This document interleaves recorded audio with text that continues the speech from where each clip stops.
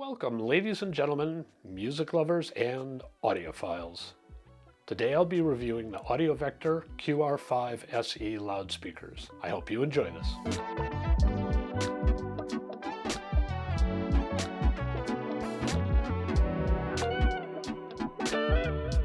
Before I go into a few details of the Audiovector QR5 SE speakers, I want to say that I found these to be something truly special. And I think you need to know that because we're going to talk about details and that can get washed away in the morass of technology. The Audiovector QR5 SEs are priced at $46.50 per pair in the US, which I know a lot of you want to know, so you can decide whether to keep watching this video. That's not inexpensive, but in a world with $25,000 and $75,000 and $750,000 loudspeakers, they are far, far, far from the top of the pricing mountain. They're classic floor-standing towers of compact dimensions. They're around 42 inches tall, 8 inches wide, and 11 inches deep.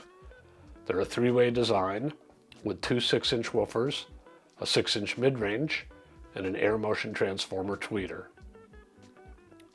This pricing and this format puts them in a sort of mental no man's land where they have a hard time seeming to be a screaming deal on the one hand, and they don't stand a chance really based on size or price or exotic technology of competing mentally with Magico M9s or Alcivox Caravaggios or Gauder Dark 250s. Their humble positioning is unfortunate in my view because there would seem to be a lot of audiophiles who would like and could afford a great loudspeaker below, say, $5,000. And it often seems to be the case that the shining stars of value-oriented speakers, like the KEF LS50 or the Magnapan LRS Plus, excellent though they are, don't really qualify as full range. Stepping up a notch in price might be needed to get closer to an all-around winner, you might reasonably think. I found the QR5 SE to be a strong candidate for all-around winner, though as with all such assessments, the details will probably matter to you. I think they should matter to you, and that's why we're going to go into them. Technically, the QR5 SE is, as I indicated, pretty straightforward. It uses a ported bass alignment for its two smallish woofers. The crossover to the mid-range is at 400 Hz, and the crossover to the AMT tweeter is at 3000 Hz. One might wonder if putting essentially all the mid-range frequencies in the hands of a single driver is part of the genius of this design. One might also wonder if the woofers and the mid-range drivers are related in their design and technology. They're all 6-inch drivers after all, and thus whether the woofers lack the ugly behavior above the crossover point that seems to infect some speakers that try to be flat to DC. Finally, the QR5 SE is rated at 91 dB for 1 watt input at 1 meter, and all other things being equal, one may wonder if this relatively high sensitivity benefits the dynamic range on offer. It certainly makes the speaker more suitable for a wide range of amplifiers than many other small speakers, which tend to be maybe in the 86 or 87 dB range. In what might seem to be complete defiance of all logic, I first tested the QR5 SE with my reference PS Audio BHK600 mono amps, which are rated at 1,500 watts per channel into the 4 ohm impedance of the Audiovectors. Probably overkill, but that's the amp I know best right now. I also used my Audio Research Ref6 SE preamp and my DCS Lana DAC and master clock. So this is about $70,000 of electronics driving a $4,650 pair of speakers. One thing this approach offers is some insight into whether the speaker is capable of responding to better ancillary gear. But more than that, I don't like the idea of talking about a speaker when, in reality, the sound is possibly or even probably hamstrung by the supporting electronics. Blaming speakers for bad or mismatched amplifiers just isn't cool. More on this in a bit. I also listen primarily to high-resolution digital tracks and vinyl. The difference between high-res and Redbook CD is significant in my experience, so again, my thought is not to handicap the device under test. There are different views about vinyl, but if you know the sound of live music, vinyl has some distinctive merits. And, as we will see, your view about this may be important in assessing the QR5SE's suitability to your purpose. I use the QR5SE in my small listening room, which is a little bit under 2,000 cubic feet. This room is extensively treated, including active bass traps and 25 absorbers and diffusers. Next, I'll talk about sound quality. This video is sponsored by Hegel Music Systems. Our latest product is the H190V, an all-in-one integrated Class AB amplifier with 150 watts power and 8 ohm and a damping factor of 4,000. The H190V is more than just an integrated amplifier. It's a complete audio solution. With a high-end DAC, an exceptional phono stage, a top-tier headphone output, and an array of streaming options, H190V is designed for those who simply crave more music. Hegel Music Systems. Believe your own ears. As advertised, sound quality is our next topic. So, ending my philosophical and technical preamble, let's get to this speaker sounds different from the norm in this price class and honestly provides an interesting challenge to speakers at 2 to 3 times the price. At the same time, you should know that it's voiced in a way that I suspect will not be what many listeners want or think they want. Standout quality number 1 of the Audiovector QR5 SE is its engaging, lively, dynamic capability. Music is punchy when it needs to be, and searing when it needs to sear, and it's delicate and detailed when the music is delicate and detailed. The speaker goes from soft to loud without seeming stressed or troubled. In some ways, it sounds a bit like a good horn speaker if you've heard a good horn speaker. And I mean that specifically in it's a way to do dynamics the way they can be done live. Standout quality number 2 of the QR5 SE is what I will call transient quietness. We sometimes call this low noise floor, but I find that terminology a little bit confusing with speakers. What I hear on the QR5 SE is that transients decay as fast as they build up, when, at least, this is what the instrument calls for. Take a rim shot, for example, or a piano note. These are percussive sounds, and they tend to have fast rise times, but the sound can also fall away. The initial fundamental can fall away quite quickly, too. It sounds like the drivers in the QR5 SE are well damped on the trailing edge of the waveform, which seems surprising when you consider how fast the speakers sound on the leading edge. A byproduct of this transient quietness is a sense of excellent instrumental separation and the resulting ability of the listener to follow specific instrumental and vocal lines. Individual performers are spotlit, but on repeated listenings, you notice that the spotlighting allows you to focus your attention on different performers as you wish. This rewards repeated listenings and keeps music fresh over time. I think that's a highly valued quality. A third win for the QR5 SE is its imaging. These speakers do a very good job of getting the image off the box. Combined with the instrumental spotlighting I just talked about, they can place instruments rather precisely. I have pointed out before that this isn't really a matter of getting positioning right. It's a matter of giving performers a natural spatial positioning. A sense of realism is the goal, and it simply isn't realistic to have, say, 3 performers standing on stage right in front of each other or as if they were in a singular blob. A fourth standout element of the Audiovectors is their bass to treble balance. This is the feature most listeners will probably respond to immediately, and I think it is the feature that will divide listeners into lovers and haters, or a less histrionic version of those terms. So stick with me here. From the upper bass to the upper mid-range, the QR5SE sounds impressively flat. Since most instruments operate primarily or significantly in this range is crucial for accurate reproduction. It's crucial to be even-handed in balance in this range because it makes instruments and vocals sound natural.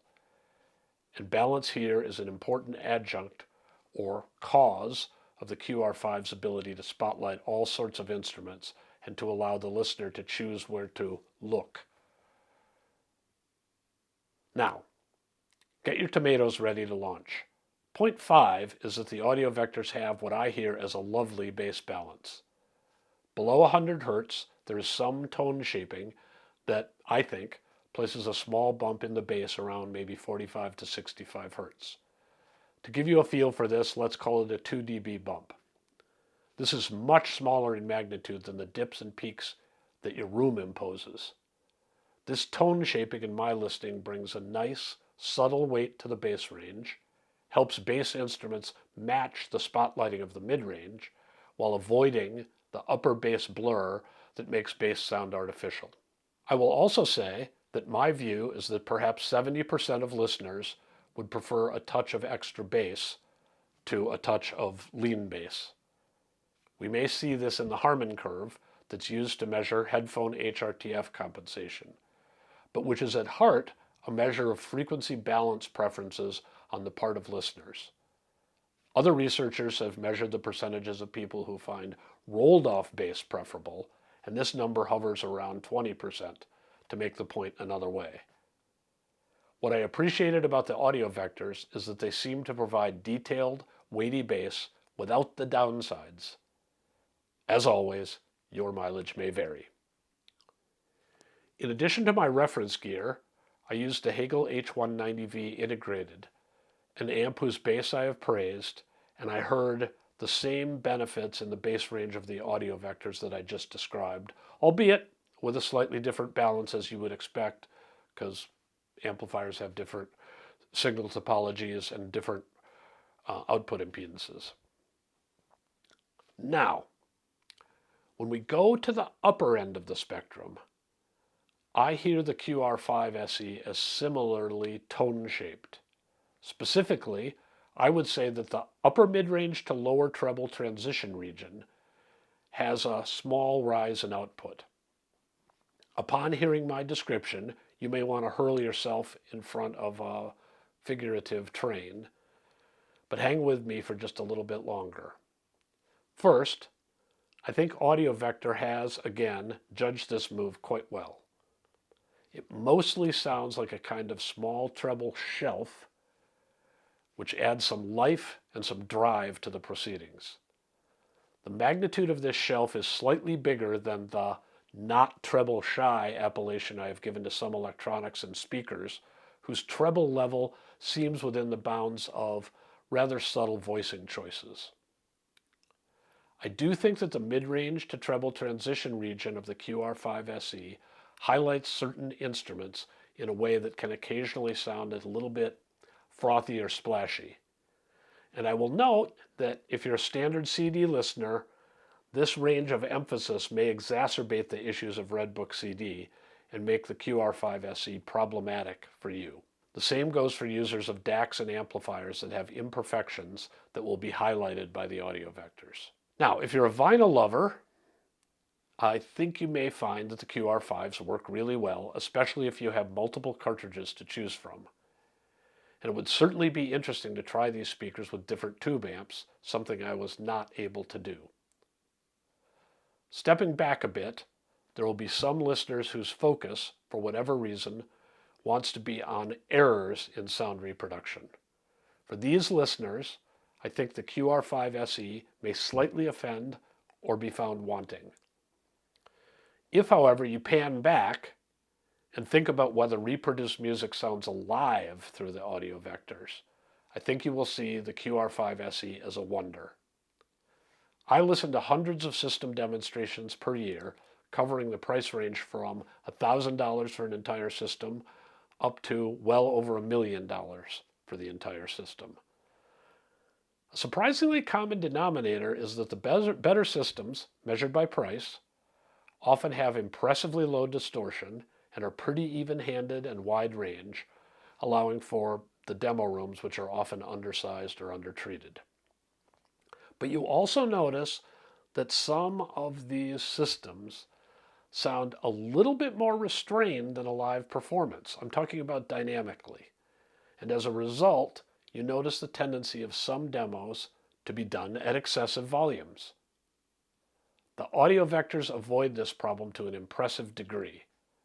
I played music on them at my standard 78 to 80 dB average, and their vibrance and the musical engagement they encouraged was heartwarming. Talking about demonstrations, plenty of lower cost gear sounds a bit opaque and frequency distorted or bumpy.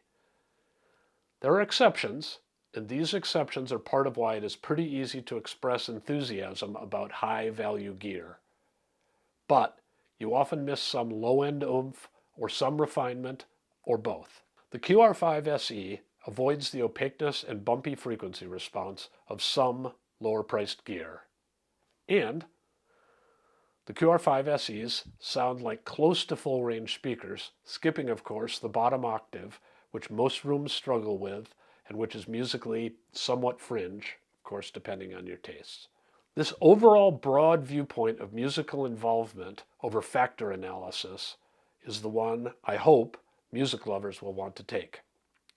If you can see yourself pulling this off, I genuinely think the Audiovector QR5 SE is a must-hear speaker if you're interested in this price range and have a listening space that is appropriately sized. The QR5 SE may or may not float your boat, but if you hear it, I think you'll appreciate how musically supportive it is.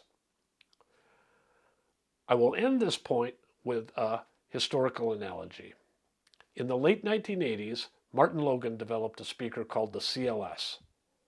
It was a pure electrostatic speaker. Electrostats have some technical advantages, important technical advantages, but understanding those was little preparation for hearing the CLS for the first time. The CLS brought music to life and delivered a sense of realism that many listeners didn't easily forget. Tom Miller, who reviewed them for the Absolute Sound, heard it clearly. And Jonathan Valin heard it, and I heard it, along with countless others. The CLS also had obvious flaws in the low bass and the mid bass and in the treble. But almost any experienced listener understood that there was something very special happening with the CLS. Those who didn't buy them, or, and I know these people, those who did and then sold them, often looked back on the CLS as the one that got away. The Audiovector QR5 SE has much smaller deviations from ideal than the CLS did. The QR5's deviations might be manageable by carefully choosing ancillary equipment. And any piece of equipment will have errors. So my advice is, don't let this one be the one that got away. Find a way to hear it well demonstrated. I hope you've enjoyed this review.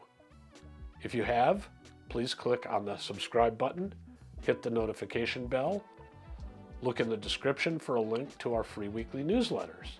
And we would love it if you would subscribe to the Absolute Sound magazine in digital or print format. We've been publishing it for over 50 years, and it has hundreds of reviews, awards, and music recommendations. Thanks for watching, and we hope to see you again soon.